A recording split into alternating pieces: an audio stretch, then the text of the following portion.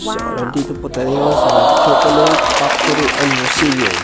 Ayan, nakita niyo po mga lumang kagamitan nila sa paggawa ng mga chocolate dito sa Zeebrugge, Belgium. Actually, itong Belgium chocolate isa po sa mga pinakamasarap din na chocolate. Lalo po sa barko, mga binibenta po namin chocolate ay mga Belgium chocolate po. Isa po sa mga special na chocolate.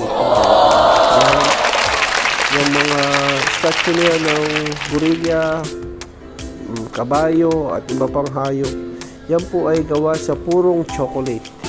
So isipin niyo po kung gaano kadami yun, gaano kalaki. So yan po yung loob ng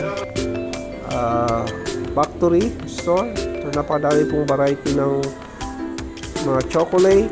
Ayan, mamimili lang po kayo, pero kilo po yan. At meron naman pong mga naka-repack na. Ayan, nakapack na siya ng naka-box or ayan. Ayan, nag-range lang po siya ng mga 3 euro ang presyo niya. 3 hanggang 4, 5, ganun. Malaki na po yun. So yan, sarap po sanang mamili, kaya lang sobrang bigat po sa bagahe niyan. Diyan ka mamibili.